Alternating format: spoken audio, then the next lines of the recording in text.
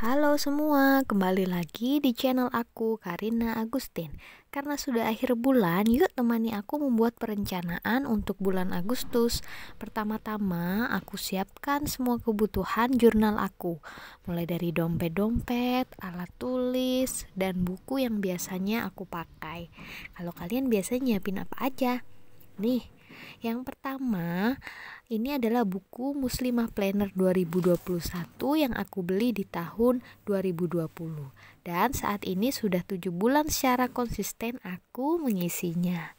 Yang kedua, ini adalah agendaku untuk mencatat semua pemasukan dan catatan belanja untuk usaha spa aku yang sampai saat ini masih aku kelola sendiri. Nah, yang terakhir itu buku tulis biasa yang aku gunakan untuk menulis keseharian, menulis rencana, konten, dan lain-lain. Masuk langkah yang pertama, kita evaluasi kegiatan mulai bulan per bulan, minggu ke minggu, hari demi hari. Evaluasi bulanan sangat penting buat aku karena itu adalah sumber data yang paling valid yang aku punya untuk membandingkan aku dengan versiku di bulan lalu. Yuk, kita kerjakan bersama-sama. Kalian kalau sudah mulai waktunya journaling, yuk sekalian dibikin juga supaya makin semangat.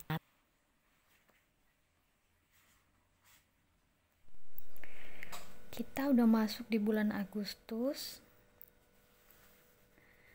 Ada kutipan, aku baca ya. Sungguh orang-orang yang beriman mengerjakan kebajikan, melaksanakan sholat, dan menunaikan zakat. Mereka mendapat pahala di sisi Tuhannya. Tidak ada rasa takut pada mereka dan mereka tidak bersedih hati. Al-Baqarah ayat 277. Bismillahirrahmanirrahim. Targetku di bulan Agustus semuanya udah aku tulis dengan mengucapkan bismillah dan keniatan hati. Semoga bulan Agustus akan lebih baik dari bulan yang kemarin. Buat teman-teman sekalian, gak usah membandingkan dirimu dengan orang lain, apalagi dengan aku, karena kita berbeda tujuan, berbeda kebutuhan, berbeda pendapatan, dan berbeda untuk berjalan. Jadi kita harus menyemangati diri sendiri agar lebih baik setidaknya dari hari kemarin. Oke? Ayo semangat semuanya.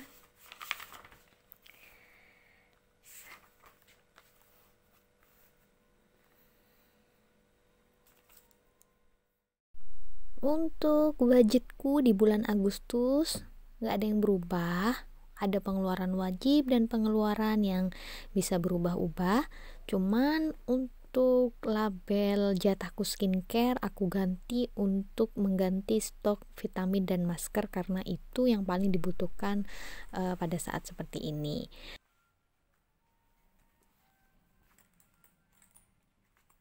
Aku paling suka sama jurnal ini karena mulai bulan per bulan sudah lengkap dengan kutipan motivasi, ada juga kolom-kolom untuk menyesuaikan budget per bulan. Jadi aku bisa langsung mengisinya dan menyesuaikan saja. Seperti biasa, gaji yang sudah kita terima, kita akan pisahkan dahulu dana daruratnya supaya kita bisa tenang dan sekaligus kalau misalnya terjadi sesuatu di kemudian hari kita sudah melakukan persiapan. Begitu. Yang kedua, untuk tabungan biasa, tabungan per tahun per bulannya yang 100.000 aku juga sudah langsung sisihkan.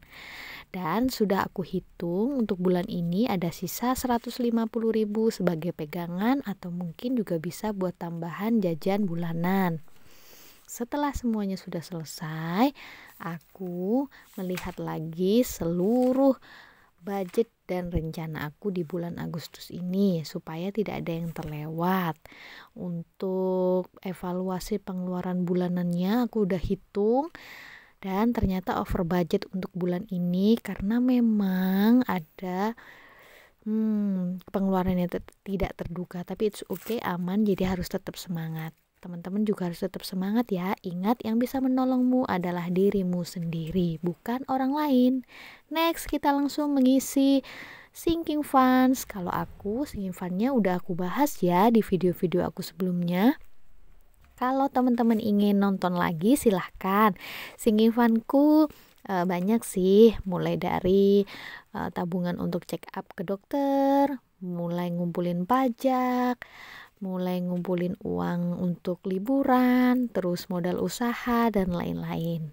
Gitu guys. Tapi untuk modal usaha yang bulan ini aku cukup terbantu karena dengan aku mengelompokkan bulan per bulan uangku untuk modal usaha, aku bisa kemarin membayar sedikit iuran dari uangku ini, jadi aku nggak perlu ngutang atau mengotak-atik dana darurat. Tapi it's okay, aku akan mulai lagi dari pertama untuk mengumpulkan modal usaha ini. Semangat ya, karena rencana hanya bisa rencana, tetap yang menentukan segala apa yang ada di depan kita ya Allah. Kita hanya bisa siap-siap aja.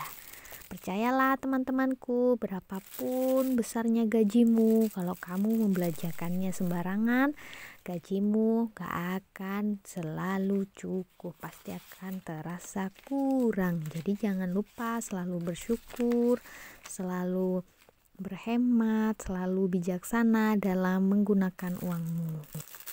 Nah, semuanya udah selesai. Kalau misalnya ada sisa, aku tetap pergunakan uang itu, tetap masuk dalam sinking fund atau aku masukin ke challenge nabung aku yang 20.000, 10.000, 5.000. Begitu, supaya aku nggak merasa banyak uang terus gitu ya. Supaya selalu bisa bersikap prihatin. Dan jangan lupa selalu sedekah, selalu peka terhadap sekitar. Kalau misalnya ada yang butuh bantuan, gak harus uang, tenagamu, pikiranmu juga. Terima kasih semua yang udah nonton. Jangan lupa subscribe. Assalamualaikum.